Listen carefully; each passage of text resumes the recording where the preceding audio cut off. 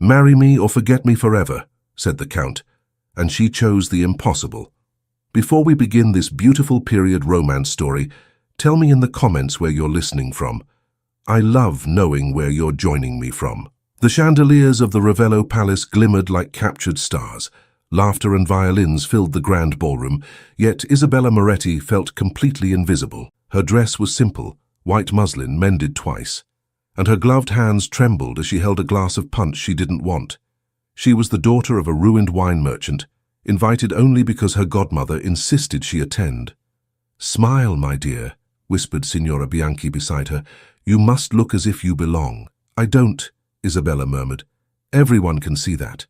At that moment, a hush swept through the room. Conversations paused, fans fluttered, and the crowd parted. Alessandro di Ravello, heir to one of the oldest families in Tuscany, had entered the ballroom. His black coat was perfectly cut, his posture proud but not arrogant. He was the kind of man people watched rather than approached. He greeted a few guests, nodded to a duchess, but his eyes, dark and steady, moved over the crowd and stopped. On her. Isabella didn't notice at first. She was trying to find an excuse to leave, to escape before someone remembered her father's bankruptcy. But when she looked up, their gazes locked and her breath caught. A noblewoman nearby whispered to another, "Who is that girl? Not of our circle, surely." Alessandro crossed the room without hesitation. The crowd seemed to open for him, though no one moved willingly. He stopped before Isabella, bowed slightly and said in a low voice, "May I have this dance?" The punch glass nearly slipped from her hand. "My lord, I don't think—" "Please," he interrupted, his eyes soft but intent. "Just one dance." She nodded before her mind could stop her. The music shifted to a waltz and he led her to the center of the floor. Murmurs rose around them like a storm.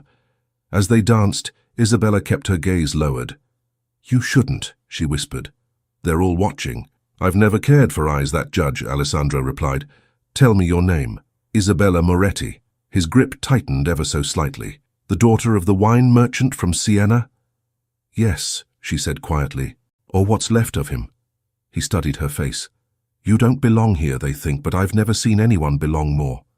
She tried to smile, but emotion pressed against her chest. "You don't even know me." "Then let me begin to." The music carried them through 3 turns, 4, 5. The other dancers seemed distant shadows. Isabella felt weightless, caught between disbelief and wonder.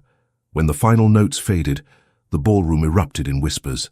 Alessandro bowed to her, still holding her gaze. "Thank you, Signorina Moretti." She curtsied awkwardly. "Thank you, my lord." He stepped closer, his voice low. "Would you walk with me?" The air here is heavy. Every instinct told her to refuse, to avoid more scandal. But something in his tone, earnest, restrained, made her follow. They slipped through the open doors into the palace gardens. The night was quiet except for the distant hum of violins. Lanterns glowed among rose bushes. Isabella kept her hands clasped tightly before her. "You dance as if you've done it all your life," he said. "My father once traded wine for music lessons," she replied softly. "Before we lost everything." Alessandro stopped. "I'm sorry." "For what?" "For the cruelty of people who measure worth by coin and title." She looked at him, unsure whether to believe the sincerity in his eyes. "And yet, you live among them. For now," he said. A silence stretched between them. The wind carried the faint scent of roses. "Why did you ask me to dance?" she asked finally. "Because you looked as though you wished to disappear," he said simply. "And I couldn't let that happen." She laughed faintly, surprised. "You speak as if I were a ghost." "Perhaps you are," he murmured. "A ghost who just reminded me I'm alive." Her heart pounded. She turned away, afraid of what her expression might reveal. "You shouldn't say such things." "I always say what I mean." Inside, someone called his name. "Alessandro, the Duchess of Ferrara awaits your company." He sighed, but his gaze never left Isabella. "Do you believe in chance, Signorina Moretti?" "I believe in mistakes," she said. "Then let me prove you wrong." He took her hand and kissed it, a gesture so gentle, so deliberate, that Isabella felt the ground sway beneath her feet. "Tomorrow," he said, "I'll come for you. There's something I must ask." She pulled her hand back, her breath unsteady. "You shouldn't." "But I will." He bowed once more, his eyes holding hers until the very last second. Then he turned and walked back toward the ballroom. Isabella stood alone in the garden, the echo of the waltz still in her ears. When she returned to her seat beside her godmother, Signora Bianchi was pale with shock. "Isabella, what did you do?" "Nothing," she whispered. "I danced." "You danced with the heir of Ravello," her godmother hissed. "Do you realize what that means? Everyone saw you." Isabella's face flushed. Around the room, heads turned, whispers multiplied. Some smiled with pity, others with disdain. She lowered her eyes, wishing the marble floor would open beneath her. Across the hall, Alessandro was speaking with his father, the Duke. Their exchange was brief but sharp. The Duke's expression hardened as Alessandro's voice rose. Then Alessandro turned abruptly, ignoring the startled looks, and left the ballroom altogether. Signora Bianchi touched Isabella's arm. "We must leave." "Yes," Isabella murmured. In the carriage, the older woman sighed heavily. "You must forget him at once. These people, this world is not for us." "I know," Isabella said. But the truth was, she could still feel the warmth of his hand around hers. That night, long after returning home, Isabella sat by the small window of her father's crumbling house. The city lights shimmered below, distant as dreams. She pressed her fingers to her lips, remembering the way Alessandro had looked at her, as if she were someone he'd been searching for. "Foolish," she whispered to herself. "Completely foolish." The next morning, she awoke to the sound of wheels outside. A fine carriage, black and silver, stood before the gate. A uniformed driver approached the door and handed her a sealed letter. "From the house of Ravello, Signorina Moretti," he said. Her heart raced as she broke the seal. The handwriting was strong, deliberate. "Miss Moretti, allow me the honor of calling upon you this morning. Adi Ravello." Her fingers trembled. "He can't mean it," she murmured. But curiosity and something deeper, hope, perhaps, made her dress quickly. Her godmother scolded her the whole way to the palace. "He is playing with you, Isabella. These men do not marry women like us. I only wish to hear what he has to say." When they arrived, the palace gates opened without question. Servants bowed as they passed through.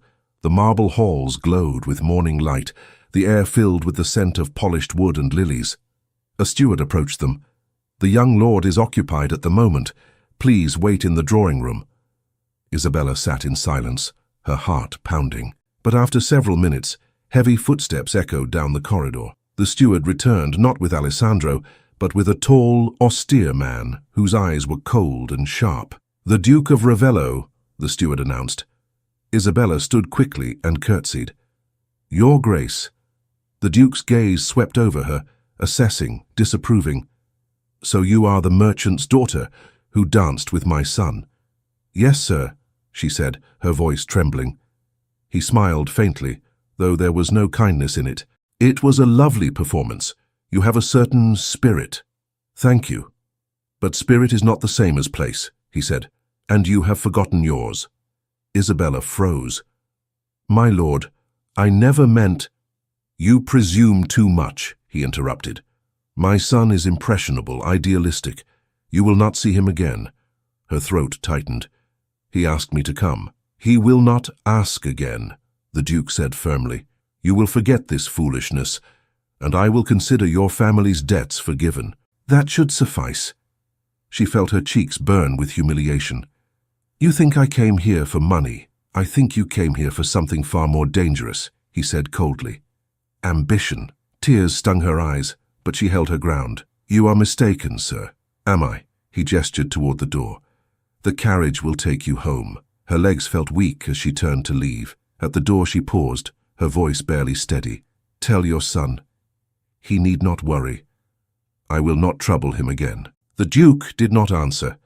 Outside, the sky was cloudless, cruelly bright. Her godmother tried to comfort her, but Isabella said nothing during the ride back. She stared at the road, her heart numb. When they reached her modest house, her father was waiting by the gate, leaning on his cane. "Where have you been?" he asked. "To the palace," she whispered. His expression darkened. "They humiliated you, didn't they?" She nodded once. He put a hand on her shoulder. "Remember, child, our name may be poor, but it is honest. Hold your head high. That night she sat at the window again, tears drying silently on her cheeks. She told herself she would forget, that he belonged to another world, and that world had just shut its gates forever. But near midnight, a soft knock came at the door. She opened it to find a cloaked figure standing in the shadows. "Isabella," said a familiar voice. She gasped. "Alessandro?" He stepped forward, eyes blazing with anger and pain. "My father told you to leave, didn't he?" She hesitated. He thought it best. "He thinks he rules my life," Alessandro said, "but I am not his property. You shouldn't be here. I don't care, I had to see you." She tried to speak, but he took her hand. "Listen to me. Whatever he said, forget it. I meant every word last night. You are not beneath me, Isabella. You never were." Her eyes filled with tears. "They'll destroy you for this." "Then let them try," he said fiercely. Voices echoed in the distance, guards shouting, the Duke's men. Alessandro turned toward the sound, then back to her. "If they take me away, don't believe what they say. Promise me." He squeezed her hand. "Promise, I promise," she whispered. The guards reached the gate. The Duke himself appeared behind them, his expression thunderous. "Enough!" he roared. "Alessandro inside now." They seized the young count by the arm, dragging him away. He struggled once, twice before surrendering to avoid hurting her. As they pulled him toward the carriage, he twisted around and shouted through the night, voice raw and desperate. "I'll find you, Isabella, even if I have to defy the world." Morning came grey and silent. Isabella sat by the hearth, still wearing yesterday's dress. Her father's cough echoed from the next room. She hadn't slept. Her mind was filled with the sound of Alessandro's voice being dragged away by guards. A knock came at the door. When she opened it, a man in a dark coat stood there, carrying a folded letter with the seal of Ravello. He looked uncomfortable. "For Miss Moretti," he said, placing it in her hands. She tore it open, but it wasn't from Alessandro. The handwriting was different, colder, elegant. "Miss Moretti," it read. "His lordship will not be receiving visitors. The family thanks you for your understanding.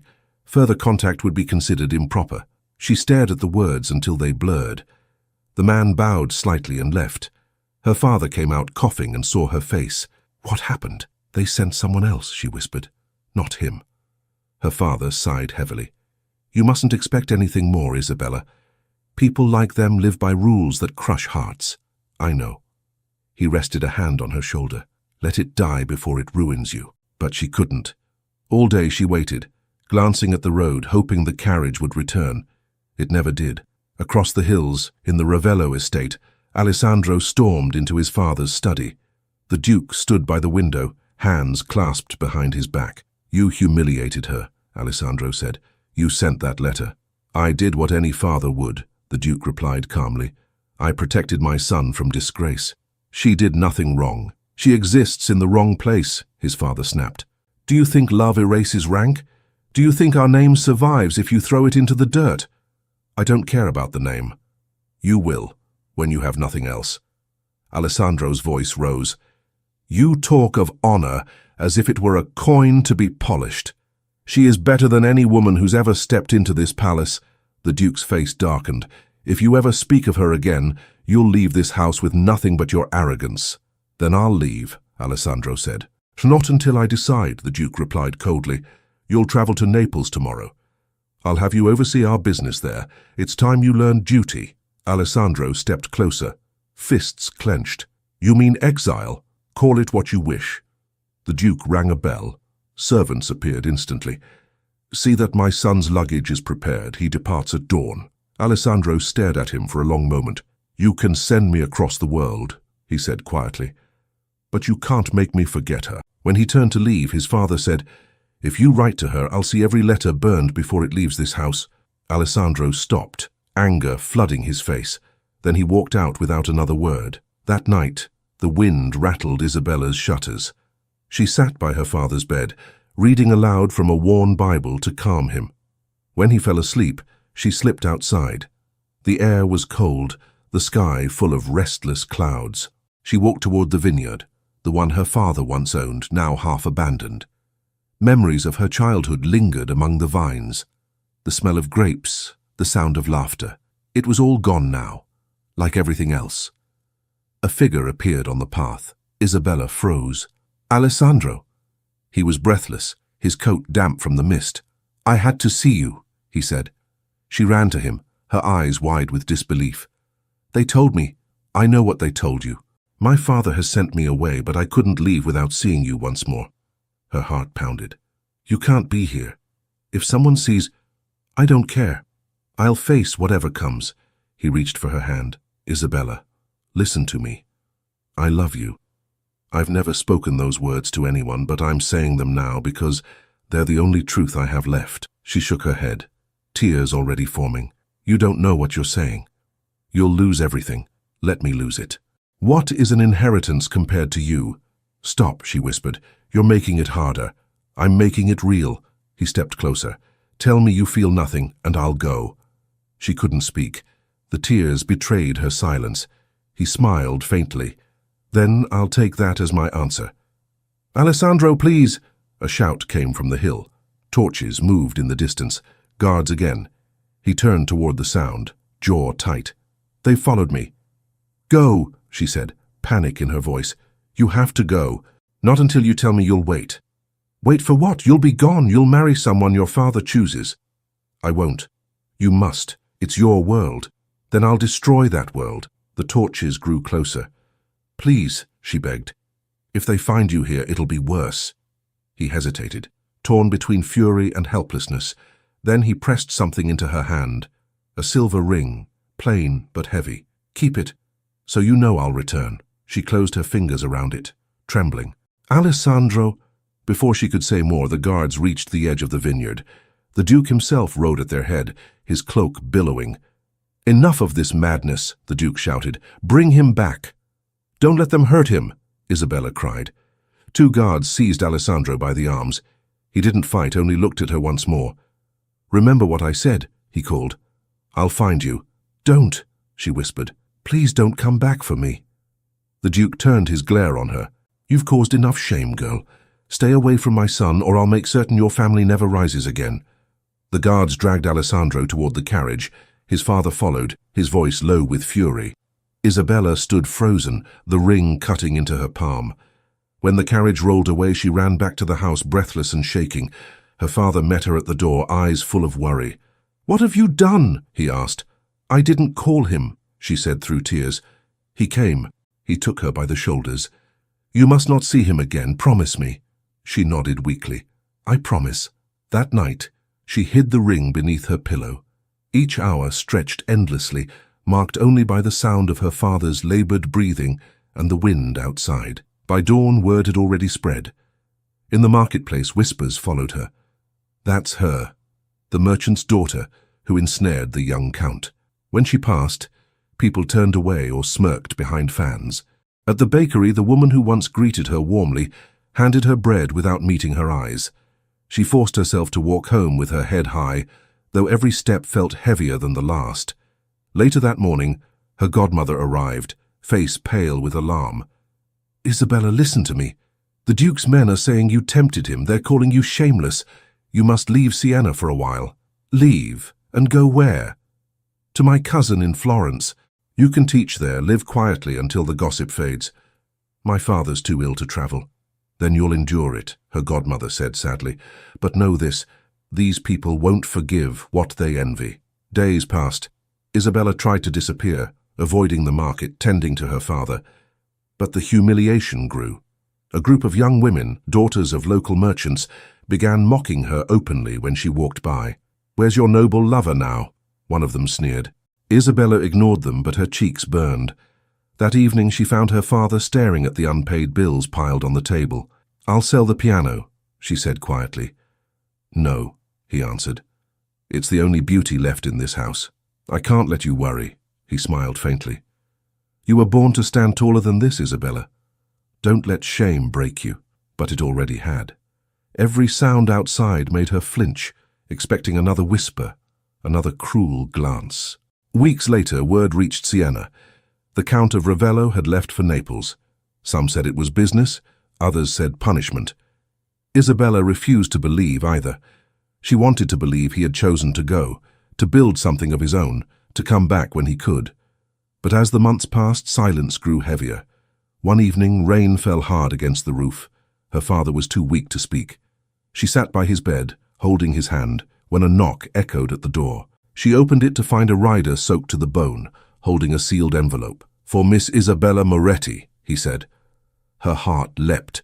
She broke the seal instantly. Inside, on fine paper, were only 6 words written in Alessandro's hand. "Marry me or forget me forever." The ink was blurred by rain. She stared at the message, her breath catching. "He's mad," she whispered. Her father stirred weakly. "What is it?"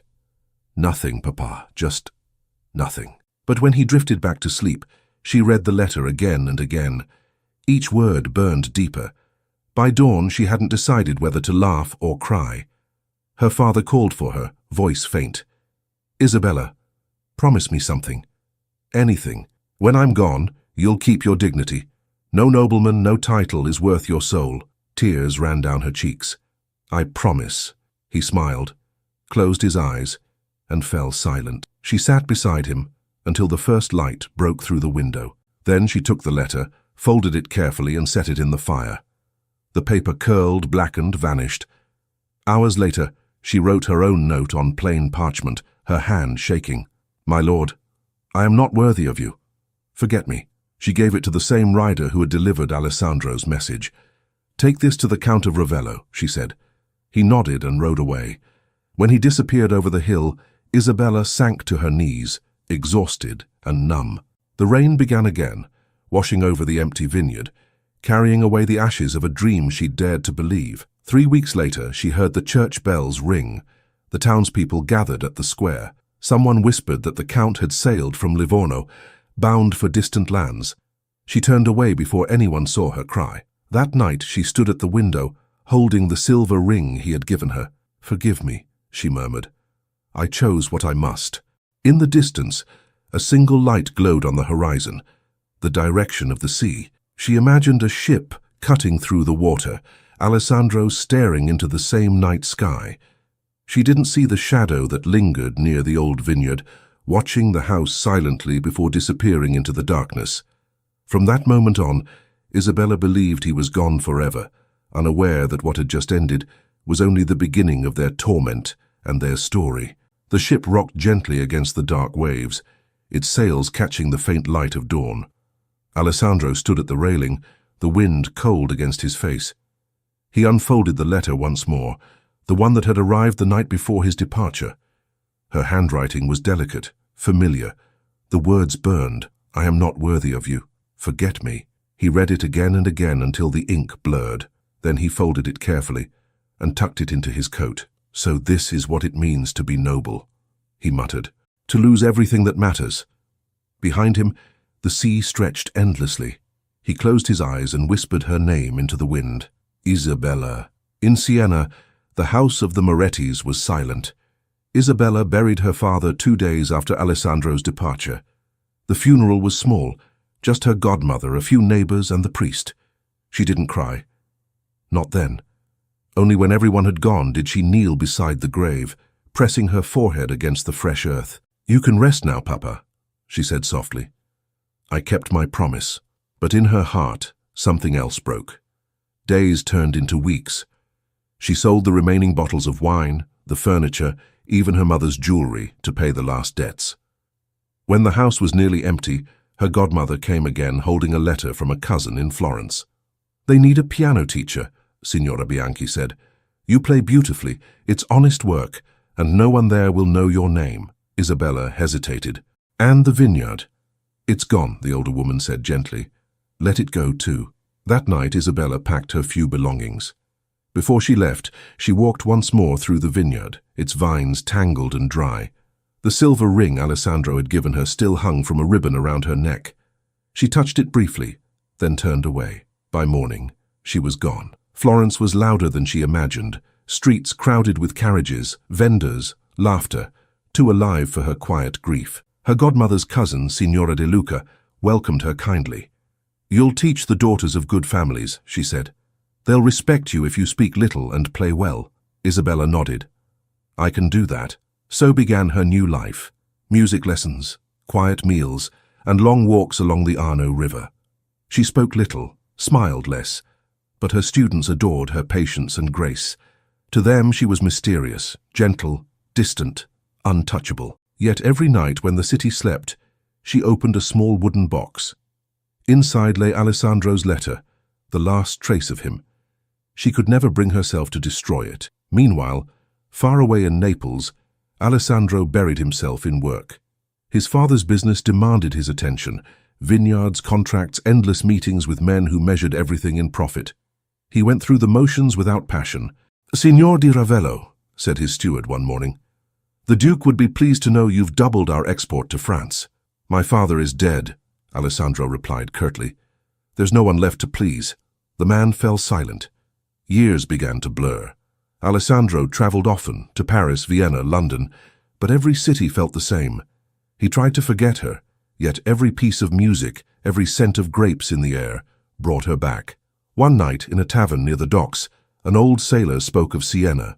"The Moretti vineyard," he said, "lies abandoned now. But I heard the merchant's daughter became a teacher in Florence, a fine lady, quiet as a prayer." Alessandro's glass froze halfway to his lips. A teacher, that's what they say. He left the tavern at once, his heart pounding. Back in Florence, Isabella's life had settled into calm repetition. Her students came and went. The seasons changed. And she learned to find peace in small things. The sound of piano keys, the laughter of her pupils, the sunset over the river. Still, sometimes, she'd wake from dreams of him. His voice, his eyes, his promise echoing through the night. Then, one afternoon, while teaching a young girl named Clara, Isabella heard a knock at the door. Signora De Luca opened it, her voice carrying down the hall. "A letter for you, Signorina Moretti." Isabella frowned. No one wrote to her. She wiped her hands and took the envelope. The seal was unfamiliar, a merchant's mark, not noble. She opened it quickly. The letter was from Siena, from an old neighbor. "My dear Isabella, forgive me for bringing sorrow, but you should know the vineyard you left behind has been sold. They say the buyer is a man from the south, a nobleman, tall, dark-haired, traveling under another name. He arrived alone." Her pulse quickened. "No," she whispered. "It can't be." The next day she took a carriage to Siena. The hills were golden again, just as before, and the air smelled faintly of grapes. When she reached the vineyard, she saw new workers, fresh tools, and standing near the old gate, a man watching the horizon. Even from a distance she knew him. "Alessandro," she breathed. He turned, startled. For a long moment, neither spoke. Then he smiled faintly. "I hoped you'd come." Her steps faltered. "You shouldn't be here." "Neither should you," he said softly. "Yet here we are." "You bought this land?" "I wanted to restore what your father built." "Why?" "Because it's where I found you." She shook her head. "You shouldn't have done this. I did it for both of us." Her voice trembled. "You have no right to return now. You asked me to choose, and I did." He stepped closer. "You chose fear. I chose you." "That hasn't changed." She looked away. 5 years, Alessandro. 5 years of silence. "You don't know me anymore. I know what I felt, and I know I've never felt it for anyone else." She turned toward the vines, her eyes glistening. "You speak as if time waited for you. It didn't. We're different people now. Then let me learn who you are again." Her breath caught. And what would people say? The noble count and the teacher.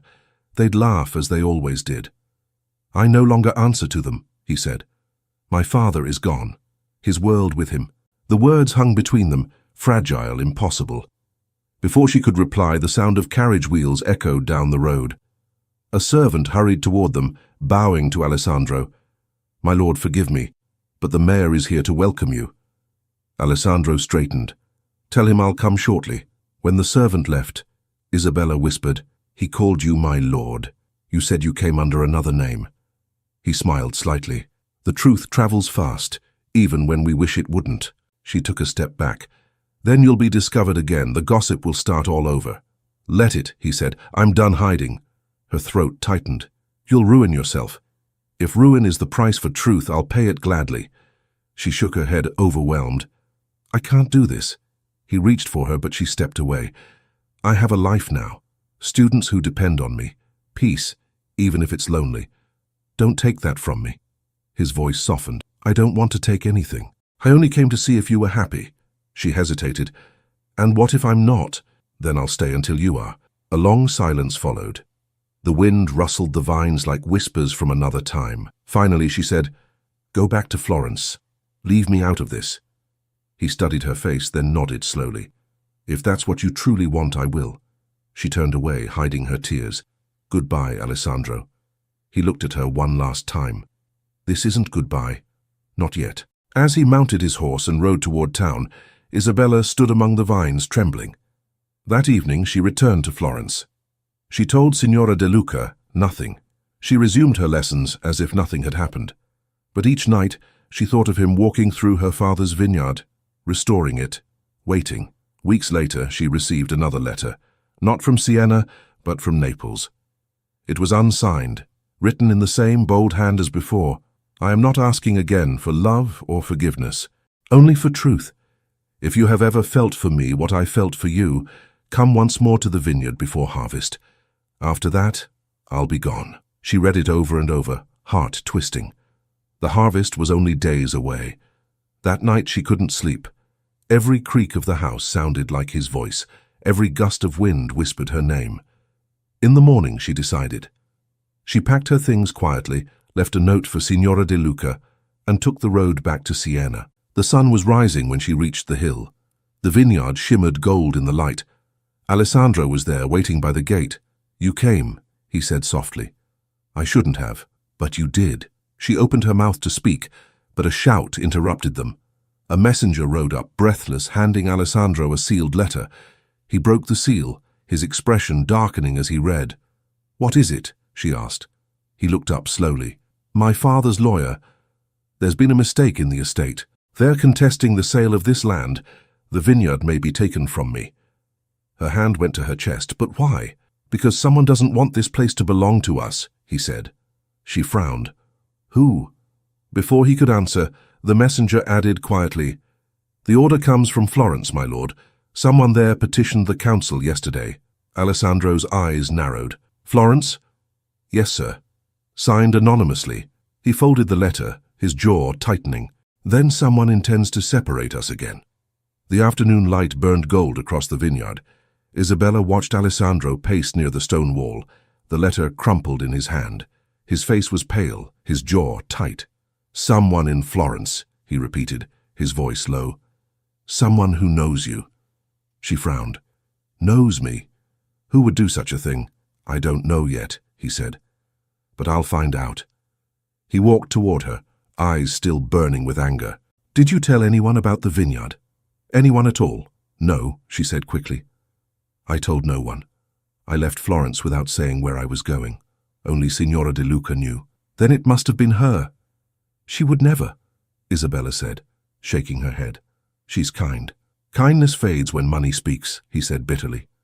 "Please don't accuse her. You don't know the people there. And you don't know the people who fear us being together," he snapped. "There are those who still think the Ravello name must stay pure." She drew back, hurt. "So now we're a danger to you?" He exhaled sharply. "No, you're everything I want. But they won't stop until I've lost everything I've rebuilt." "Then let them take it," she said. "You don't need land or titles. You said it yourself." His eyes softened. "It's not the land I care about, Isabella. It's what it means. This vineyard was your father's dream. Ours now. If they take it, they win again." She looked away, her heart twisting. "You speak of battles. I only want peace." He reached out and touched her cheek gently. "Then let me fight for it." She stepped back, shaking her head. "You can't fight a world that's built on names." He gave a faint smile. "Then I'll build a new one." Before she could answer, a servant approached, out of breath. "My lord, a messenger from Florence awaits you at the house. He says it's urgent." Alessandro nodded. "Tell him I'll come." He turned to Isabella. "Promise me you'll stay here until I return." She hesitated. "I should go back to Florence. My work—" "Not yet," he interrupted. "Please, just a few days. I want you safe." She looked into his eyes and nodded slowly. "All right." When he left, the wind carried the faint sound of his horse galloping down the road. Isabella stood alone, staring at the vines swaying gently under the evening light. Inside the small house on the property, She tried to distract herself by cleaning, preparing food, anything. But her thoughts wouldn't quiet. What if someone truly meant to destroy him? What if her presence brought ruin again? Hours later, she sat by the window, watching the last glow fade from the sky. She remembered the letter he had sent years ago, "Marry me or forget me forever." The same choice seemed to hang over her now, silent, but alive. The next morning she walked to the village for supplies. The shopkeeper, an old woman, recognized her instantly. "You're the merchant's daughter," the woman said, "the one who taught music in Florence." "Yes," Isabella said carefully. The woman nodded toward the hills. "Then you'll know the Count is stirring trouble again. The nobles don't like what he's done. Buying land beneath his station, bringing back your family's name. Some say it's shameful." Isabella's hands trembled as she handed over coins. "People will always talk." "They'll do more than talk," the woman said grimly. "They've sent letters to Florence, to certain patrons. I heard it at the post station." Isabella froze. "What letters?" "Warnings. About you. About him. That he's being manipulated by a woman who means to ruin his family name." Her stomach turned. "That's a lie. Truth doesn't matter to those with power," the woman said, lowering her voice. "Be careful, child. You're stepping on noble ground." Isabella thanked her and hurried back to the vineyard, heart pounding. When she arrived, Alessandro was already there, standing by the stable, speaking with a stranger. The man was tall, dressed like a city clerk, carrying documents in a leather case. The moment Alessandro saw her, his expression hardened. "We need to talk." The clerk bowed politely and stepped aside. "Isabella," Alessandro said, his tone tight. "I went to Florence. The petition came from someone close to the De Luca family." Her throat tightened. "Then it's true," he nodded. "A false claim that you and I forged documents to acquire this land. That's absurd," she said. "I had nothing to do with—" "I know," he interrupted, "but they intend to make it public. Once that happens, every noble house in Tuscany will see you as a criminal and me as a fool." She felt dizzy. "Why would they do this?" "To keep us apart," he said bitterly. "To erase you again." She covered her face with trembling hands. "I can't go through that again, Alessandro. The whispers, the shame, I can't." He took her hands gently, pulling them down. "Then don't face it alone. Stay with me. Marry me now, before they can stop it." She stared at him, stunned. "Marry you? Now?" "Yes. There's a priest in the village who owes my family a favor. We can be wed quietly, before they take everything from us." Her heart raced. "You can't mean that. You'd lose your standing." "I've already lost my peace. What's left to lose?" Tears filled her eyes. "You're asking me to destroy what's left of your name." "I'm asking you to give it meaning." For a moment, silence filled the air between them. Then she whispered, "I can't. Not like this. Not while the world thinks I've trapped you." He turned away, running a hand through his hair. "You're afraid." "Yes," she admitted. "Afraid of what they'll do to you." He faced her again, his voice low. "And I'm afraid of losing you a second time." Her tears fell freely now. "You don't understand. My father made me promise never to live on someone else's mercy. If I marry you while they despise me, it'll be mercy, not love." He took a step closer. "It's love, Isabella. It always has been." She shook her head. "Not if it ruins you. You think too much of ruin. I think of forever." She looked away, unable to breathe. "You don't see what I see. I see their eyes when they whisper. I see their cruelty.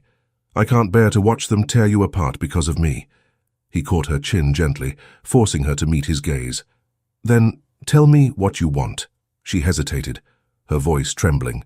"I want to be free of their world. And I want you to be free, too." "Then we're the same," he said softly. "No," she whispered, "because your freedom costs you everything. Mine only costs me my heart." He let her go slowly, as if afraid she might vanish.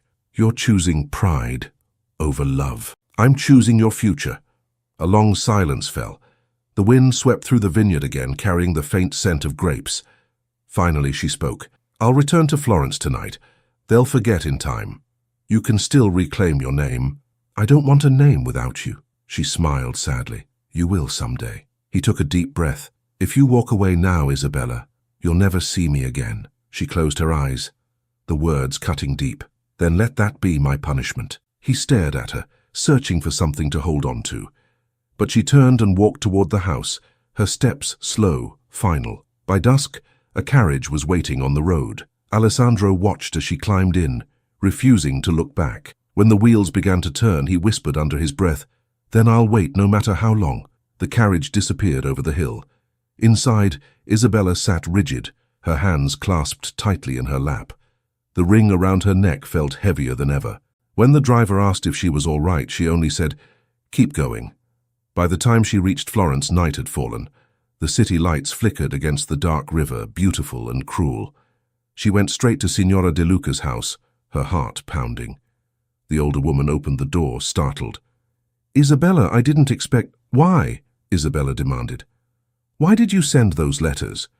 De Luca's face paled. "Who told you that?" Alessandro saw the proof.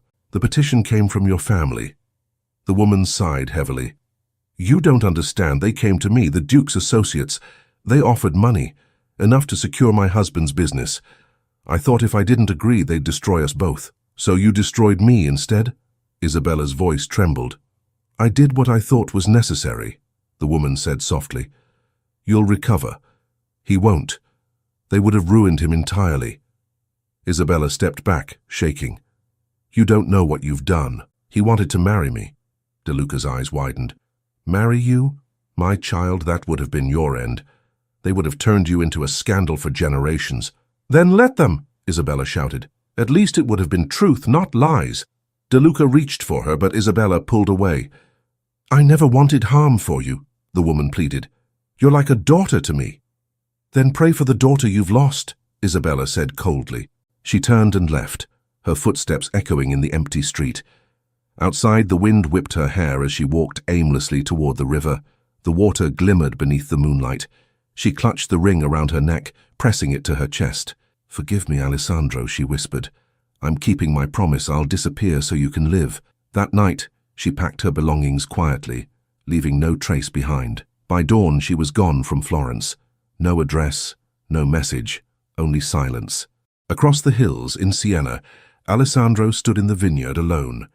The vines shimmered in the early light, and in his pocket, the silver ring he once gave her felt colder than ever. He looked toward the road she had taken and whispered to the wind, "You can't disappear forever." 5 years passed.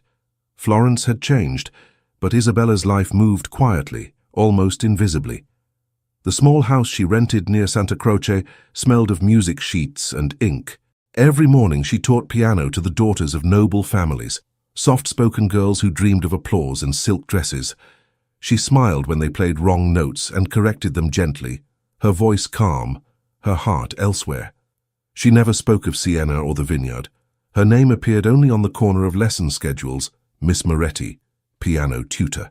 To most people she was polite and distant, with the dignity of someone who had seen too much to speak freely. In the evenings, after the students left, she would light a single candle, open her old wooden box, and stare at the small silver ring inside. She had stopped wearing it years ago, but she couldn't throw it away. It was the only proof that once she had been loved fiercely. One afternoon, Signora De Luca visited. Time had softened her features, but not her guilt. She stood in the doorway, hat in hand. "May I come in?" she asked. Isabella hesitated, then nodded. They sat at the table. The older woman looked around the modest room. "You've made a peaceful life for yourself. It's quiet," Isabella said simply. "Do you still hate me?"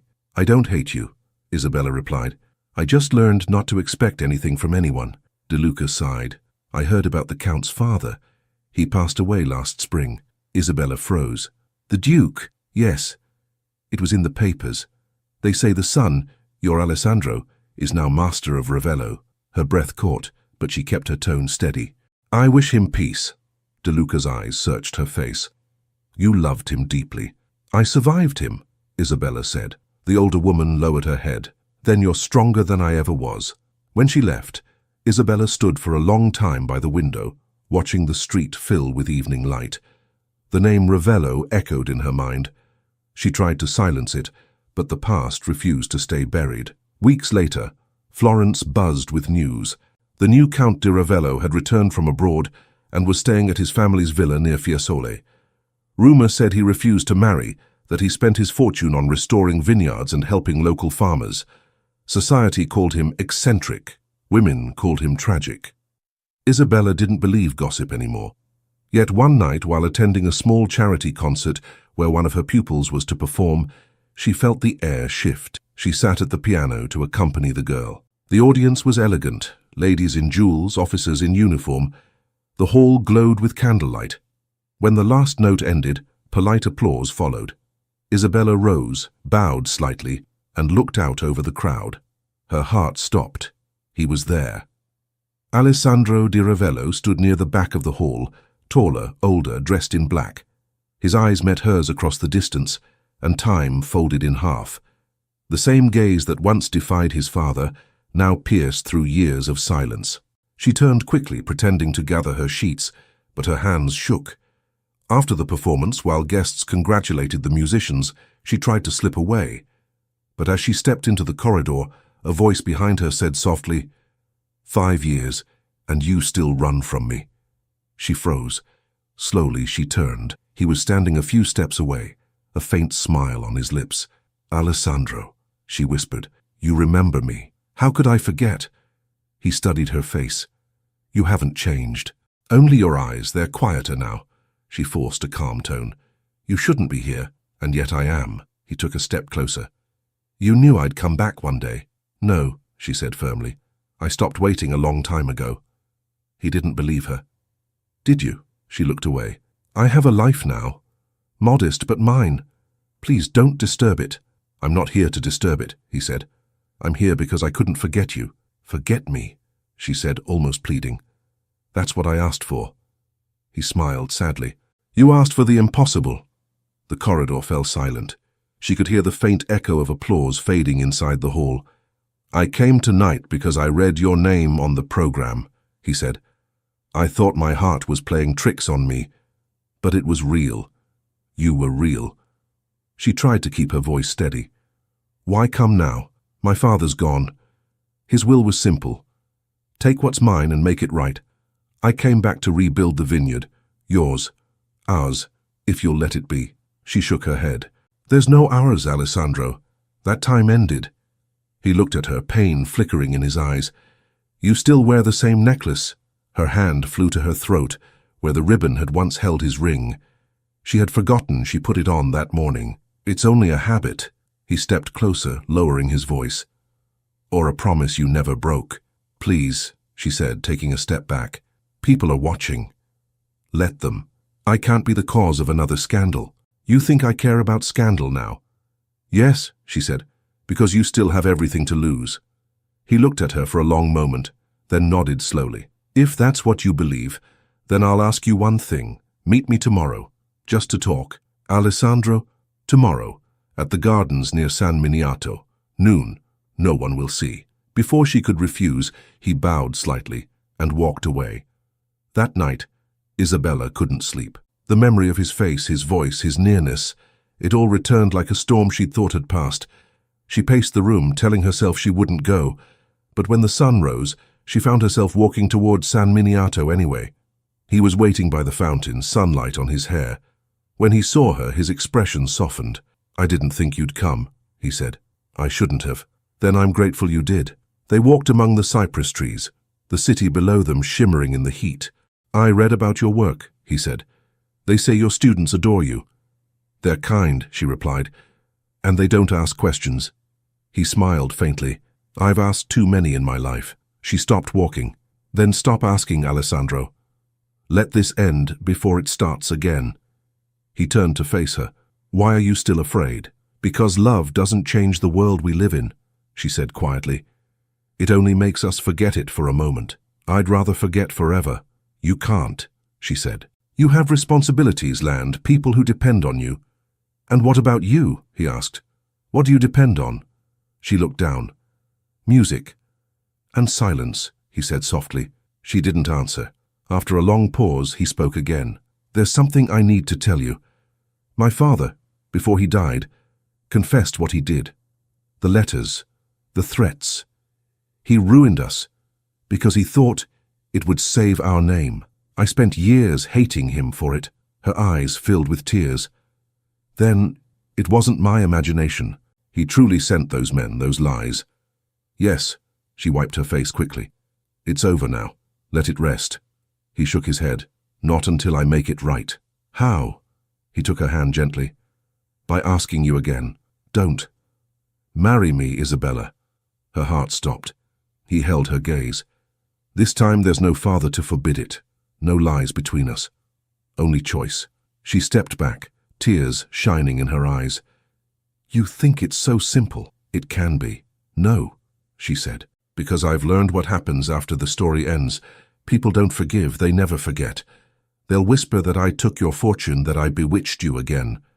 I can't live under that shadow. He moved closer.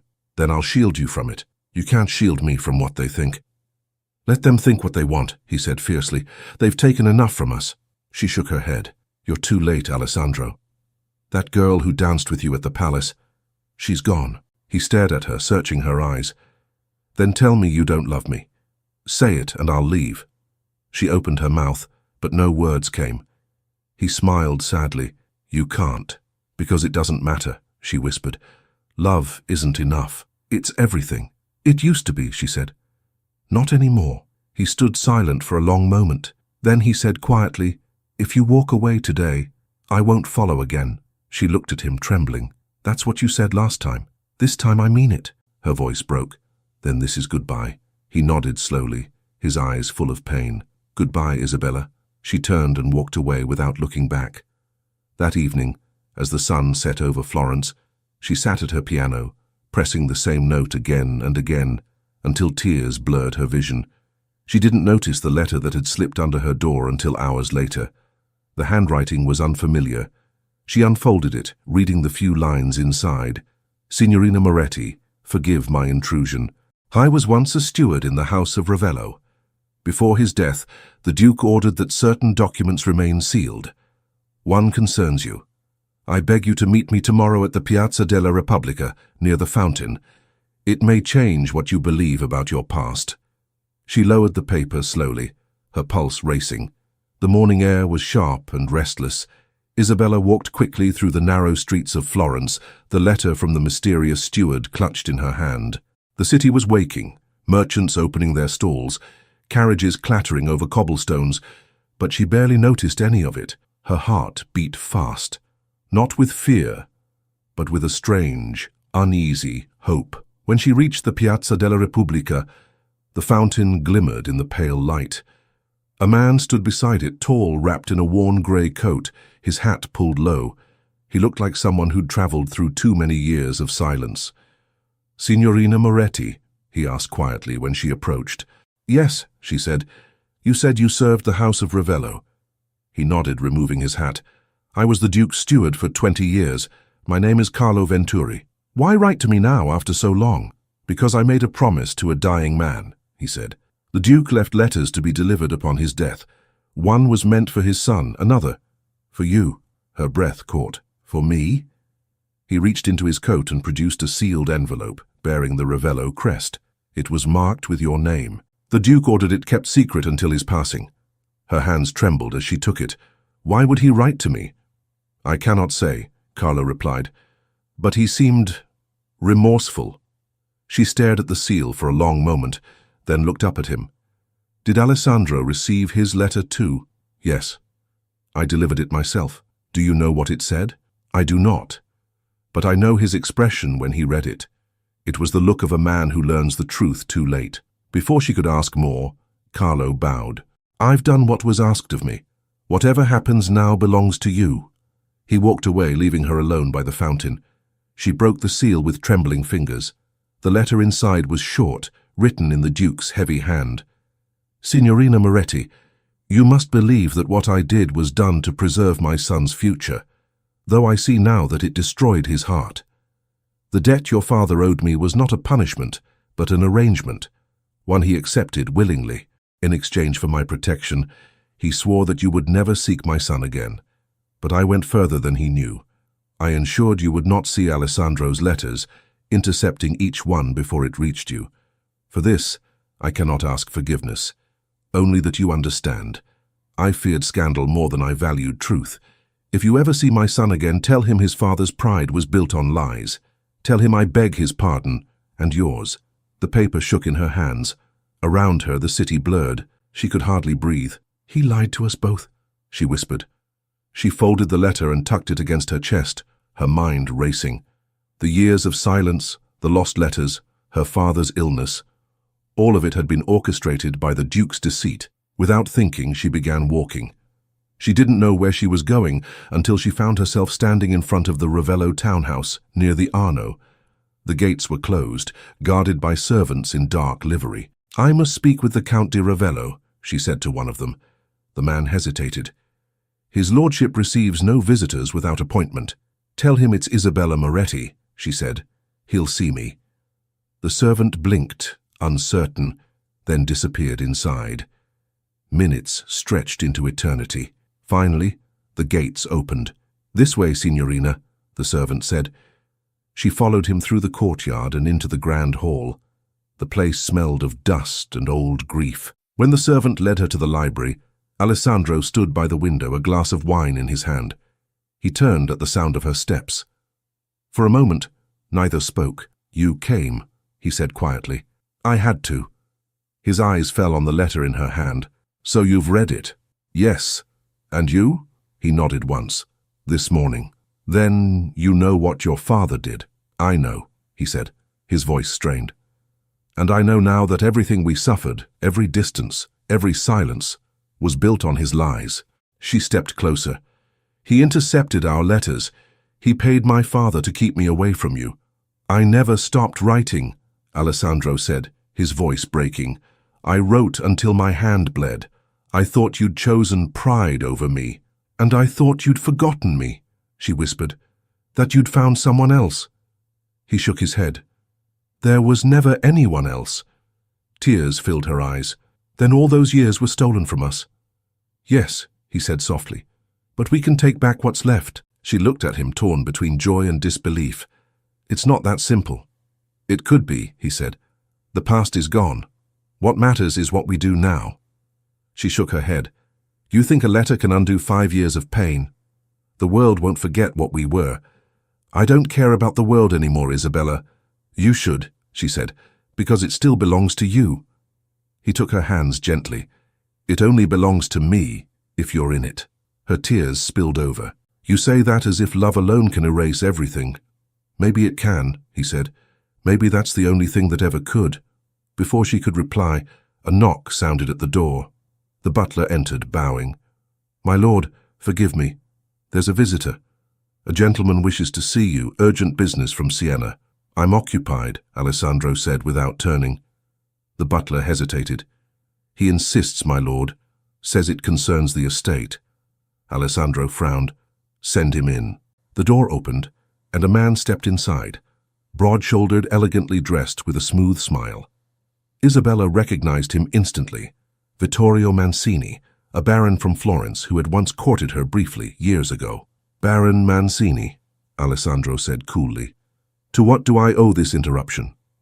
"I didn't come to you, my lord," Vittorio replied, his eyes on Isabella. "I came for her." Alessandro's tone hardened. "You'll explain yourself." Vittorio smiled faintly. "Miss Moretti and I are old acquaintances. I simply wish to warn her before she makes another mistake." "I don't need your concern," Isabella said sharply. "Oh, but you do," he replied. "Florence is already whispering. They say the Count's reputation will crumble again because of you. The papers will print it soon enough. You'll destroy him a second time." Alessandro stepped forward. "Enough. Leave before I have you removed." Vittorio's smile didn't fade. "You think your name will protect you? It won't.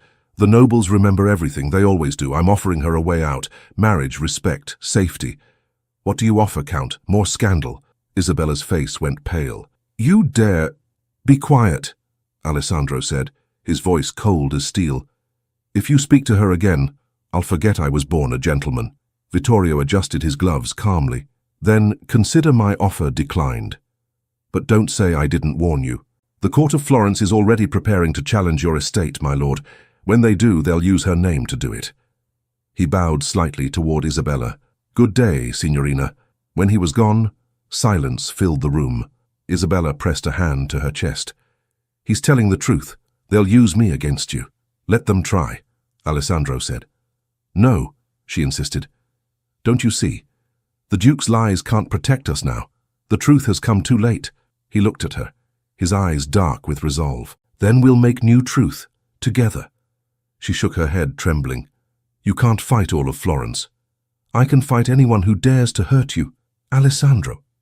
He grabbed her hands, holding them tight. Marry me. Now, before they tear us apart again. I won't lose you to lies or gossip or cowards like Mancini. Her eyes widened. You can't mean... I mean every word, he said fiercely. We'll marry quietly before anyone can stop it. She felt her knees weaken. If I say yes, your name... My name means nothing without you. Tears slid down her cheeks. Why must you always speak like that? Because it's true. She tried to pull away, but his grip tightened gently. Do you love me still? He asked. She couldn't answer. Her silence said everything. He smiled faintly. Then it settled. She stared at him, torn between terror and joy. You're making another mistake, Alessandro. I've made plenty. Loving you was never one of them. He kissed her hand, and she closed her eyes, lost for a heartbeat in the warmth of it. Outside, the bells of Florence began to ring, their echo carrying through the window like a warning and a blessing at once. When she opened her eyes, Alessandro said softly, Meet me at the vineyard in 2 days. I'll have the priest ready. She hesitated. And if I don't come? He smiled. Then I'll know you never stopped loving me, but that you were braver than I could ever be. She stood frozen as he walked her to the door. The hallway outside seemed endless. Once she stepped into the street, the noise of the city surrounded her again. Voices, wheels, bells, but she heard none of it. She walked aimlessly until she reached the bridge over the Arno. Leaning against the stone railing, she unfolded the Duke's letter once more. The words blurred in the sunlight. Her lips trembled as she whispered, Father of pride, Father of ruin, you took everything from us, and now your son would give everything back. A gust of wind tore the letter from her hands. She watched it flutter into the river and vanish beneath the water. The note trembled in Isabella's hands as she read it again under the flickering light of her candle. If you love him, come to the vineyard before the harvest or lose him forever. The words struck like a heartbeat. She pressed the letter against her chest, unable to breathe. Outside, the streets of Florence were quiet. Only the faint hum of distant voices and carriage wheels drifted through the shutters. Isabella paced the small room, her mind a storm of memories and doubts. Alessandro's voice echoed in her thoughts, his plea, his promise, his stubborn hope. She tried to reason with herself. To go meant scandal, whispers, danger. To stay meant silence, and the certainty that she would lose him again. At dawn, she packed a small trunk and left without a word to anyone. The road to Siena was long and dusty. The late summer sun burned high, and vineyards rolled endlessly on both sides. Every turn of the carriage wheel brought her closer to a place she had tried so hard to forget. When the coach finally stopped at the familiar gate of the Ravello vineyard, she hesitated. Her heart pounded as she stepped down. Workers looked up from the vines, whispering her name like a rumor returned to life. The steward approached. The Count is expecting you, Signorina. He's by the west field. She nodded and followed the path through the golden rows of vines. The air was heavy with the scent of ripening grapes. When she saw him at last, tall, coat undone, hair tousled by wind, her steps faltered. He turned before she could speak. His face lit up with something like relief. You came.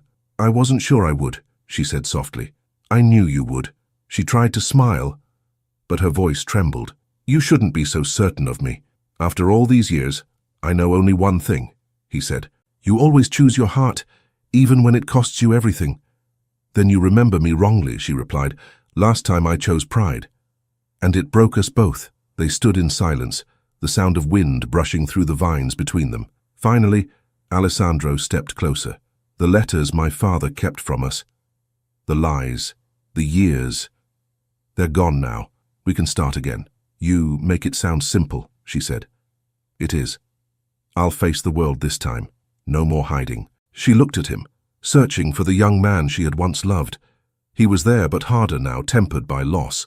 And if the world refuses to forgive, then it will learn to. She shook her head slowly. It's not just your world anymore, Alessandro. It's mine too, and I know what it does to women like me. He reached for her hand. Then we'll face it together. His fingers brushed hers, and she let them linger. For the first time in years, she didn't pull away.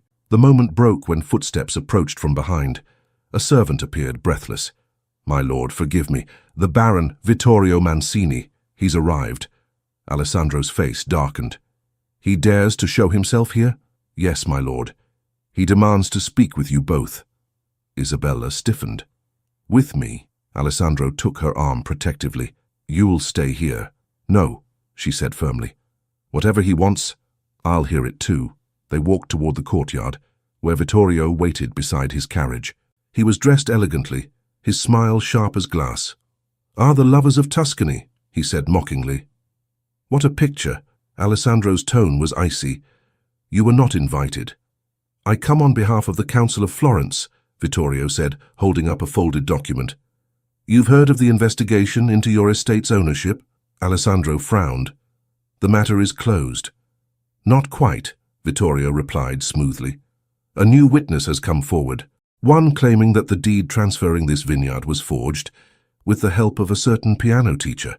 Isabella's face drained of color. "That's a lie." "Perhaps," Vittorio said with a shrug, "but it's a convincing one, and once the gossip papers print it, you'll be ruined, Count." "Get out," Alessandro said through his teeth. "Not before I offer a solution," Vittorio continued. "Withdraw your proposal to this woman, publicly. Denounce her as the deceiver she is, and I'll make sure the case disappears." Isabella stared at him in disbelief. "You'd destroy us just to prove a point?" "Not destroy," he said calmly. "Protect. The world is cruel to men who love beneath their station, and crueler to women who make them." Alessandro stepped forward, his voice low and dangerous. "You're playing a dangerous game, Mancini." The Baron smiled. "Am I? Then play wisely, Count. If you defy the council, you'll lose your title, your land, your fortune. Think of your family name." "I have no family left but her," Alessandro said. Vittorio's smile faltered for the first time. "Then you're a greater fool than I thought." He turned to Isabella, eyes narrowing. "And you, my dear, don't think the people will see you as a victim.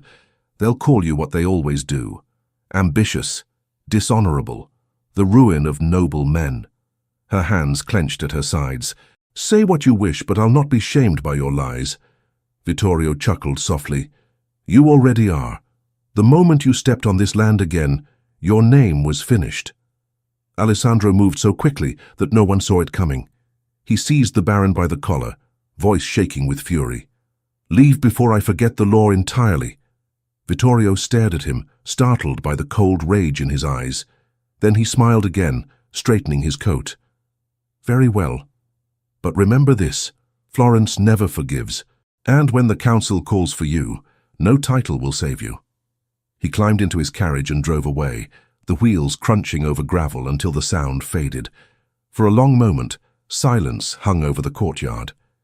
Isabella turned to Alessandro. "He's right. They won't forgive. I don't need their forgiveness," he said. "Only yours." "There's nothing to forgive. There's everything," he replied. "You paid for my family's sins. I won't let you pay again." She looked at him helplessly. "And what can you do?" He exhaled slowly. "I can tell them the truth." "What truth?" "That my father destroyed your life, not you. That every lie began with his pride, not your ambition. I'll tell them before the council itself." She shook her head, horrified. "They'll destroy you for speaking against your father's memory." "So be it," he said. "They've already destroyed enough." She stepped closer, gripping his arm. "Don't you see? This is exactly what they want. To see you fall. To prove that loving me was your undoing." He looked down at her, eyes steady. "Then I'll fall with pride. Please, Alessandro, don't do this." "I must. For us." The workers nearby pretended not to listen, but their faces were tense, their hands still. Rumors had begun to stir, whispers spreading through the estate like wildfire. By nightfall, every servant in Siena would know. The Count was defying Florence for the sake of a woman who had once been his family's disgrace. That evening, Isabella sat alone in the old vineyard house, staring out at the fields bathed in the red light of sunset. When Alessandro entered, she didn't turn.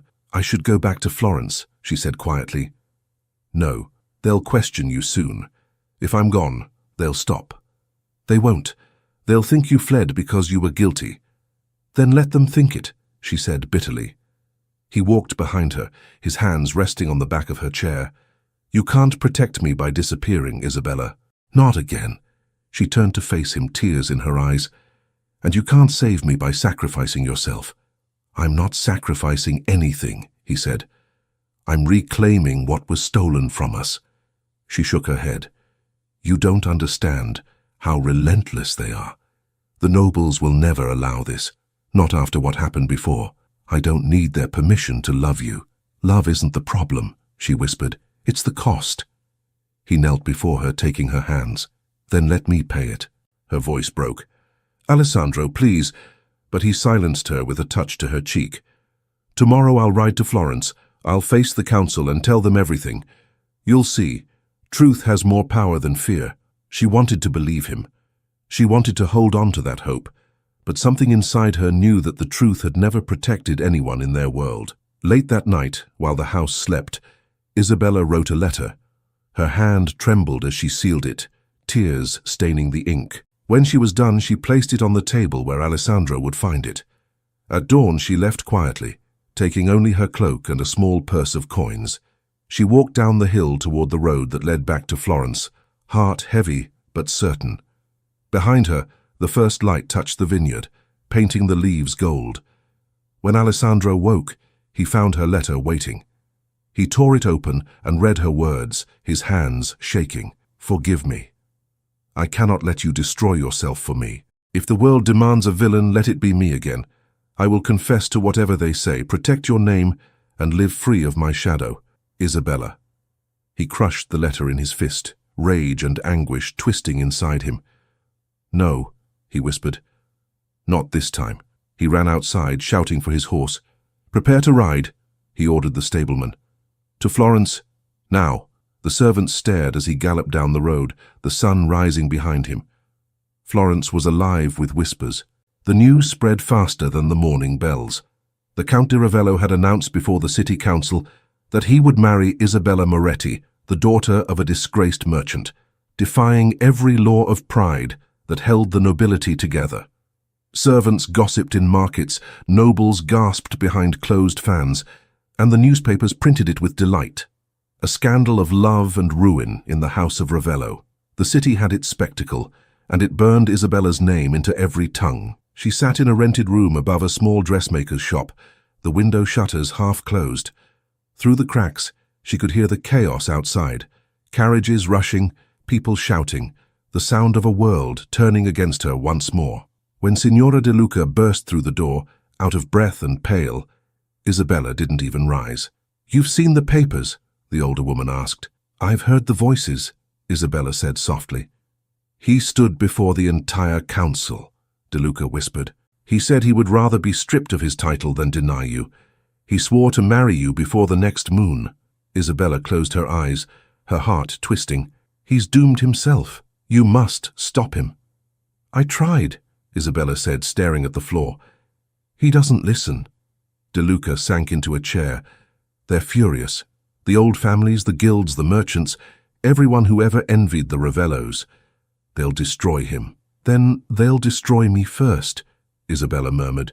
Do you still love him? She didn't answer. Silence was enough. De Luca leaned forward. If you truly love him, you'll find a way to save him. There's one man who can help.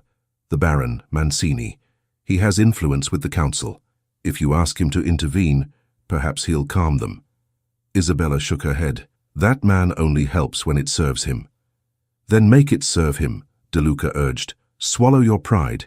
You've done it before for love. Isabella turned toward the window. Outside, the bells of Santa Maria Novella rang sharply, announcing the hour. Where is Mancini now? At his villa near the river. But Isabella, be careful. He doesn't forgive easily. I don't need his forgiveness, she said. Only his silence. By evening, she stood before the Baron's grand villa, her hands trembling beneath her cloak. 2 guards let her in at once, clearly expecting her. Mancini waited in the drawing room, a glass of wine in hand, the smug calm of a man who already knew he'd won. Miss Moretti, he said, rising. To what do I owe this honor? You've heard what Alessandro said. Oh yes, Mancini replied, smiling thinly. The whole city has. The noble fool wants to marry his scandal. How touching. I came to ask you to stop this. Speak to the council. Tell them to leave him be. And why would I do that? He asked, circling her slowly. He's my rival in land, in influence, and once in affection. Because you can still have what you want, she said quietly. If you protect him, I'll leave Florence forever. I'll write a letter declaring the rumors true, that I deceived him, that he was my victim. It will destroy my name, not his. Mancini laughed softly. You'd sacrifice yourself again? How noble, how predictable. Do we have an agreement? He studied her for a long moment, eyes gleaming. You always underestimate me, Isabella. I don't need your letter. The city already believes you're guilty. What I want is to see you beg for him. She met his gaze without flinching. Then consider it done. I'm begging you. For the first time, his smile faded. He set down the glass. You'll write the confession tonight. I'll deliver it to the council myself. She nodded, her voice steady. Give me paper and ink. When she finished writing, she handed him the folded page. He read the first line aloud. I, Isabella Moretti, confess that I deceived the Count de Ravello for personal gain. Satisfied, he tucked it into his coat. The Count will curse your name by morning, he said. She whispered, if it keeps him safe, he can curse me all his life. Mancini escorted her to the door. You're a remarkable woman, he said. Too remarkable for your own good. She left without answering. That night, Alessandro stormed into Florence, his coat covered in dust from the ride. The guards at the council chamber tried to stop him, but he pushed past them. Inside, the hall was lit with torches, filled with murmuring nobles and councilmen. I will not hear another lie about her, he shouted. If the council dares accuse her again, it accuses me too. Count de Ravello, said the head councillor, his tone cold, we have received a written confession from Miss Moretti herself. The room fell silent. Alessandro froze. What did you say? The councillor held up a paper, the ink still fresh. She admits to deceiving you, to forging documents that transferred property from your family to her own benefit. Do you deny it? Alessandro's voice cracked with disbelief. She would never— The letter bears her signature, the man interrupted. Delivered by Baron Mancini this very hour. Gasps rippled through the chamber. Alessandro's fists tightened. You've been deceived. Mancini forged it. Do you have proof? No, he said, voice raw. But I know her heart. The councillor's eyes were cold. Your father's name still carries weight, Count. Do not throw it away for a woman who has already confessed her guilt. Alessandro turned sharply and stormed from the chamber. Outside, the night wind howled down the streets. He mounted his horse and rode toward Mancini's villa, fury driving him faster than thought. When he arrived, the Baron was waiting at the door, almost as if he'd known he would come. Count, Mancini said smoothly, I assume you've read the letter. Alessandro dismounted and strode up the steps. You forged it. Did I? Mancini smiled. It bears her handwriting. Her hand shook, I admit, but she signed it willingly. You forced her. I offered her a choice, Mancini said calmly. She chose you as always. Pity her choice cost her everything. Alessandro's voice was low and dangerous. You'll regret this. Threats? Really, my lord, how dull. If you want the letter back, it's too late. The council already has copies. The city believes her guilty. Your reputation may yet survive if you denounce her publicly. Do it quickly, and they might even forgive your recklessness. I'd rather live disgraced than betray her again, Alessandro said. Mancini's smile faded. Then you'll lose everything. Then so be it. He turned and left, the sound of hooves echoing into the night. By dawn, Florence was in an uproar. Pamphlets circulated with headlines accusing Isabella of fraud and deceit. Her name became the scandal of the season. Students mocked her in the streets, and even her former pupils' families refused to see her. She packed her things quietly, preparing to leave. But before she could step outside, the door burst open. Alessandro stood there, eyes wild from exhaustion. You lied to them, he said. Why? She froze, her hands still gripping her trunk. Because they would have destroyed you. They've destroyed you instead, he shouted. How could you think this was protection? It's the only way I know, she whispered. The only way that works. He walked to her, grabbed her shoulders. You think I want to live in a world that wins by destroying you? That isn't protection, it's surrender.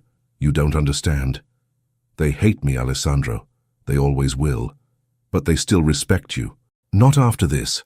I told them I would not deny you. I never will. She tried to pull away. Don't make it worse. I'm not leaving until you come with me, he said firmly. We're leaving Florence together. Today. She shook her head, tears spilling down her cheeks. We can't outrun what we are. He wiped her tears gently. We can try. Where would we go? To the vineyard. To anywhere they can't find us. Her voice trembled. You'd give up everything for that? For you, yes. The door suddenly creaked open again. Signora De Luca entered, her face pale. You must hurry, she said breathlessly. Mancini is furious. The council is meeting again tonight. They mean to strip Alessandro of his title entirely. Isabella turned to Alessandro. You see, there's no escape. Leave me and you can still save yourself. He shook his head. Not without you. De Luca wrung her hands. Then you must go now, before they come for you both. Alessandro looked at Isabella, eyes full of resolve. We leave tonight. No more running from shadows. He took her hand, and for the first time since the council's verdict, she didn't resist. That night, they slipped out of Florence, riding beneath the silver light of the moon. The road stretched ahead, empty and silent, the vineyards dark against the horizon. When they reached the hill overlooking Siena, Alessandro stopped his horse. Once we cross that valley, he said quietly, there's no turning back. Isabella looked at him, her eyes shining. I never thought I'd see it again. He smiled faintly. It's where it all began. Maybe it's where it will begin again. They rode down the hill together, the wind cold against their faces. But back in Florence, Baron Mancini stood before the council, a grim smile on his lips. They've fled, he announced. And that is all the proof you need. The councilman murmured in agreement. Issue the decree, the head said. The Count di Ravello is to be stripped of title and land. His name will be erased from the registry of nobility. Mancini bowed slightly. As you command. The messenger's horse stumbled to a halt on the dusty road, foam at its mouth, the rider's voice cracking as he shouted again. By order of the council, the House of Ravello no longer exists. Alessandro froze. For a moment, the words didn't make sense. Then they sank in, sharp and cold. He straightened slowly, his hand tightening on the reins. What did you say? The messenger, pale and trembling, held out a scroll sealed with red wax. They've stripped you of title and property, my lord. The vineyards, the estates, everything. They say you've betrayed your rank. Isabella felt her knees weaken. No, she whispered. They can't. Alessandro took the scroll, broke the seal, and read quickly. His face hardened with each line. They can, he said quietly. And they have. The messenger hesitated. There's more. The council orders you to present yourself in Florence within 3 days to answer for your defiance. If you don't— If I don't, Alessandro interrupted, folding the letter, they'll send guards to drag me there. The man nodded, avoiding his eyes. I'm sorry, my lord. There's no lord left, Alessandro said bitterly. Go. Tell them you delivered their decree. The messenger turned and galloped away, leaving silence behind. Isabella reached for Alessandro's hand, but he stepped away, pacing toward the vines. It's over, he said. The name, the land, it's all gone. Let it go, she said softly. They've taken enough. He turned sharply. It's not just about pride, Isabella. These people worked for me, depended on me. Without the Ravello name, the vineyard dies. We can rebuild it. How? As what? A farmer and his ruined lover? She flinched. Don't call me that. His anger vanished instantly. Forgive me, he said, his voice breaking. I didn't mean— Yes, you did, she said, stepping closer. And you're right. We are ruined in their eyes. But we're free, Alessandro. For the first time, you can choose your life. He looked at her, torn between fury and disbelief. Freedom without purpose is a kind of death. Then let's give it purpose, she said. Stay here with me. Forget Florence. He shook his head. They'll come for me. Then let them. You've done nothing wrong. He laughed bitterly. You still believe justice exists. I believe in you, she said quietly. That silenced him. He looked away, jaw tight. You shouldn't. Then stop giving me reasons not to. They stood there as the wind rustled through the vines, carrying the faint scent of crushed grapes. The harvest had begun early, the workers moving slowly in the fields, unaware of what had just been lost. By sunset, the news had spread through the valley. Some workers left, afraid of losing their wages. Others stayed out of loyalty. Isabella moved among them, steadying trembling hands, offering calm words. Alessandro watched from a distance, guilt written across his face. When darkness fell, he found her sitting on the steps of the old house, her dress stained with dust. She didn't look up when he approached. "They're leaving," he said quietly. "I know. They think I can't protect them." "Can you?" He hesitated. "Not anymore." She looked at him then, eyes full of tired tenderness. "Then stop trying to be their count, be their friend." He sat beside her, elbows on his knees. "I don't know how to be anything else." "Learn," she said simply. "You've rebuilt vineyards before. You can rebuild yourself." He gave a hollow laugh. "And you? What about me? After all this, you still stay." "I'm too stubborn to leave," she said softly. He smiled for the first time that day. "That's the woman I remember." For a while they said nothing. Crickets filled the silence. The stars rose over the hills like small mercies. The next morning, Isabella woke to the sound of hammering. Outside, Alessandro was working with the remaining men, repairing fences, hauling barrels, doing the work of 10. His shirt was torn, his hands raw, but he moved with purpose. "You're supposed to rest," she said, walking toward him. He smiled faintly. "I'm not a count anymore. I can work now." She frowned. "You'll kill yourself." "I need to do something," he said. "If I stop, I'll think." She touched his arm gently. "Then think of tomorrow, not yesterday." He looked at her, eyes weary. "Tomorrow might not come." "It always does," she said, "whether we want it or not." He stared at her for a long moment, then nodded. "Then we'll face it together." Days passed. Letters came from Florence, each one colder than the last. Demands, threats, the promise of punishment. Alessandro ignored them all. He worked the land with his own hands, and Isabella taught the children of the workers to read and play music. For a time, peace returned, fragile but real. One evening, as they watched the sun set over the vines, Alessandro spoke quietly. "I used to think love was something noble, something meant to elevate us. And now?" she asked. "Now I think it's something that humbles us," he said. "Takes everything, gives nothing, and still we can't live without it." She smiled sadly. "Then maybe it's both." He turned to her. "Do you regret it? Loving me?"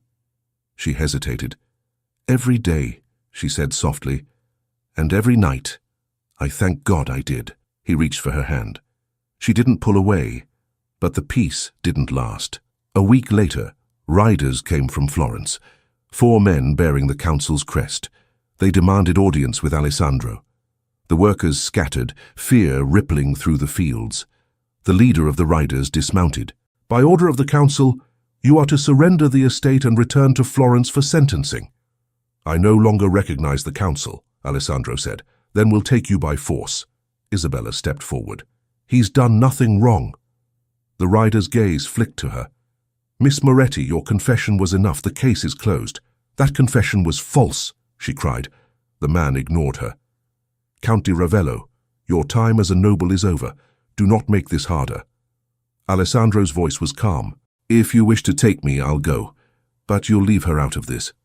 The man nodded. "As long as she stays silent." Isabella grabbed Alessandro's hand. "No. Don't let them." He squeezed her fingers gently. "It's all right. I'll go. Maybe it's time to end this properly." He turned to the men. "Give me 1 hour." The leader hesitated. "Half an hour. Then we ride." Alessandro nodded. When they left to water their horses, he turned back to Isabella. "You can't go," she said. "They'll destroy you." "I can't run forever," he said softly. "If I go willingly, maybe they'll listen." "They won't." He smiled faintly. "Then I'll make them." Tears welled in her eyes. "Please, Alessandro." He brushed his thumb across her cheek. "Do you trust me?" "Yes," she whispered. "And that's what terrifies me." He leaned closer, his voice low. "Whatever happens, remember this. No council, no title, no decree can erase what we are. That's ours to keep. She nodded, tears spilling down her face. When the riders returned, he mounted his horse. Isabella watched, trembling, as he turned to look at her one last time. "I'll come back," he said. "I promise." Then he rode away. The vineyard fell silent after they vanished down the road. The workers gathered around Isabella, waiting, uncertain. "What will happen now?" one of them asked. She swallowed hard. "We wait." Days turned into weeks. No message came. Florence remained silent. The vines began to wither without his care, and the workers drifted away one by one. Still Isabella stayed. Every dawn she stood at the gate, scanning the road. One evening, as the sky burned orange, a familiar figure appeared at the edge of the path. Carlo Venturi, the old steward. He dismounted slowly, his face drawn. "Carlo," she said, rushing forward. "Where is he?" "Did they release him?" The old man shook his head. "No, signorina. He was never tried." She felt her stomach drop. "What do you mean?" "He stood before the council and confessed, took your guilt upon himself, said he forged the documents, that you were innocent. Before they could pass sentence, he left the chamber and walked away. No one has seen him since." Isabella's hand went to her mouth. "He lied for me." Carlo nodded. "He saved your name, but he's vanished. The council closed the matter. To them, the Count di Ravello is dead." Her eyes filled with tears. "No, he can't be gone." Carlo placed a hand on her shoulder. "If there's one thing I know about that man, it's that he'll find his way back to you. One way or another." He left her standing by the vineyard gate, the wind carrying the scent of harvest through the twilight. She looked at the empty road, her heart breaking and hoping all at once. "Isabella!" The sound of her name came from behind her, low and trembling, like a prayer escaping the dark. She turned sharply, the world spinning for a heartbeat before her eyes found him. Alessandro stood at the edge of the path, thin, dusty, his clothes torn, his face shadowed with exhaustion. But he was real, alive. She ran to him before her mind could catch up. He caught her in his arms, holding her so tightly she could barely breathe. "I thought you were gone," she whispered. They said many things," he murmured, "most of them lies." She pulled back just enough to look at him. "Where have you been?" "Nowhere worth naming," he said. "When I left Florence, I wanted to disappear, but every road led me back here." She touched his face, her fingers tracing the hollow beneath his cheekbone. "You're hurt." He smiled faintly. "Only tired. I walked half the way. I needed to see if you were still waiting. I never stopped," she said. For a moment, neither spoke. The vineyard around them was quiet, except for the soft rustle of vines in the evening breeze. The sky was fading into gold and purple. He took her hand, his voice steady despite the tremor in it. "They've taken everything, Isabella. My title, my land, my name. But they can't take this." Her fingers tightened around his. "What will we do now?" "Start again," he said simply. "Not as the Count and his scandal, but as two people who refuse to stop loving each other." She blinked back tears. "Do you still believe we can?" "I don't believe," he said softly. "I know." He leaned in, resting his forehead against hers. "Marry me, Isabella, here now, before the world has another chance to tear us apart." Her breath caught. "You still want that? After everything?" "I've wanted nothing else since the night we danced," he said. "We've lived through lies and loss. We've lost everything except what matters." Her eyes filled. "We have nothing to offer each other. We have our hands," he whispered. "Our hearts." "That's enough." Tears slipped down her cheeks. "Then yes. Yes, Alessandro, I'll marry you." His smile broke through the weariness, bright and alive. He lifted her hand to his lips, kissing it as if it were sacred. "Then let's make it true." He led her toward the chapel on the hill, a small stone building that had once belonged to the estate. The doors were worn, the bell silent, but when they stepped inside, it was filled with the scent of old wood and candle wax. A single priest, an old friend of Alessandro's family, knelt by the altar. He looked up, startled. "My lord." "No titles," Alessandro said gently. "Just a man asking for a blessing." The priest's eyes softened when he saw Isabella. "You've both been through enough," he said quietly. "Perhaps it's time for peace." He lit 2 candles and stood before them. "Do you have witnesses?" Alessandro glanced toward the open door. Outside, the workers who had remained stood at the edge of the vineyard, drawn by curiosity. One of them, an older woman, stepped forward shyly. "We'll witness," she said. "We've seen enough sorrow. Let us see joy too." The priest nodded. "Then let us begin." Isabella's hands trembled as Alessandro took them in his. The priest's voice rose gently in the quiet chapel, the words simple and timeless. "Do you, Alessandro di Ravello, take this woman?" "I do," he said firmly. "To love, to honor, to stand beside, for all your days." "I do," he repeated, his voice breaking slightly. "And do you, Isabella Moretti, take this man to share your life for richer or poorer, in shadow or in light?" "I do," she whispered. The priest smiled, raising his hands. "Then by the grace of God, I declare you joined. What love has redeemed, let no pride divide again." The small group of workers clapped softly, tears glimmering in their eyes. Isabella laughed through her own tears, the sound light and free. Alessandro pulled her close and kissed her, gentle at first, then deep as if sealing years of loss into a single breath. When they parted, the setting sun cast a golden glow through the chapel windows, bathing them both in light. "It feels like a dream," she said. "It's the only thing that's ever been real," he replied. They stepped outside together, hand in hand. The workers gathered around them, smiling, cheering softly. Someone brought out bottles of wine saved from the last harvest. Someone else began to sing. The vineyard came alive again that night. Alessandro and Isabella walked among their people, no longer lord and lady, but equals.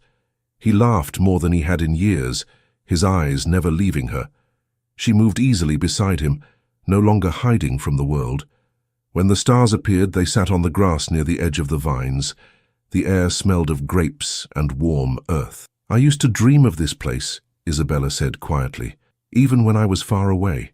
"So did I," he said. "But in my dreams you were never real, now you're here." She smiled. "You've always been stubborn, Count di Ravello." He grinned. "That name doesn't belong to me anymore." "Then what should I call you?" He thought for a moment. "Call me Alessandro. The man who belongs to you." She laughed softly. "And what will you call me?" "My heart," he said simply. She leaned against him, her head resting on his shoulder. "Do you think they'll ever forgive us?" "Maybe not," he said. "But someday they'll tell our story differently. They'll say the count who lost everything found the only thing that mattered." She tilted her face up to him. "And the woman?" "They'll say she taught him how to be free." They fell silent again, the night wrapping around them like a promise. A breeze moved through the vines, carrying the faint hum of a song from the workers below. It was an old tune, one Isabella's father had loved. She began to hum along, her voice low and warm. Alessandro listened, smiling. "I remember that song," he said. "You played it the night we met." "And you asked me to dance," she said. "I was terrified." "You were radiant," he said. She turned toward him, her eyes shining. "Do you regret anything?" He shook his head. "Not even the pain. It brought me here." "Then we've finally won," she said. He smiled. "We didn't win, Isabella. We endured. That's stronger." They stayed there until the moon climbed high. When they finally rose, Alessandro took her hand again. "Tomorrow," he said, "we start the harvest together." "You plan to work?" she teased. "Of course," he said. "I'm just a farmer now." She laughed. "Then I suppose I'll play for the workers while they pick the grapes." "Perfect," he said. "Music and wine. What more could we want?" As they walked back toward the house, the light of the chapel flickered behind them like a silent witness. The vineyard glowed silver under the moon, alive again. In the days that followed, word spread quietly across the hills. The disgraced count had married his lost love, and the vineyard that once lay in ruin was thriving again. No one dared to challenge them. Even Florence, weary of scandal, turned its gaze elsewhere. Isabella taught music to the children of the workers, her laughter echoing across the fields. Alessandro worked beside his men, unrecognizable from the nobleman he once was. When the harvest ended, the barrels filled with the first vintage of their new life, they named it La Rinascita, the rebirth. On the night of the first tasting, the workers gathered again in the courtyard. Lanterns swung from the trees, and the air buzzed with celebration. Isabella stood with a glass of wine in her hand, her dress simple, her hair loose. Alessandro raised his glass. To love, he said. The only inheritance worth keeping. The crowd cheered, and Isabella smiled through tears. She turned to him. To love, she said softly. And to courage. He touched his glass to hers. And to you. As the music began again, he reached for her hand. Dance with me, Isabella. She laughed. Here? In front of everyone? Why not? We've hidden long enough. He pulled her close and they began to move, slow and easy, to the rhythm of the night. The workers clapped, singing the same melody that had played the night they first met. You're still a terrible dancer, she teased. And you still make me forget every step, he said. The laughter around them rose, the vineyard glowing with joy and lantern light. When the song ended, Alessandro brushed a strand of hair from her face and whispered, Whatever comes, we've already won. She smiled through tears. Yes, because we chose the impossible and made it ours. He kissed her again, the world fading until there was nothing but the warmth of her lips and the heartbeat beneath his hand. The vineyard stretched out before them, endless and golden, a promise renewed with every breath of wind. The dawn began to rise beyond the hills, painting the sky in soft shades of pink and gold. Isabella rested her head against his chest, listening to the steady rhythm of his heart. Tell me something, she whispered. What?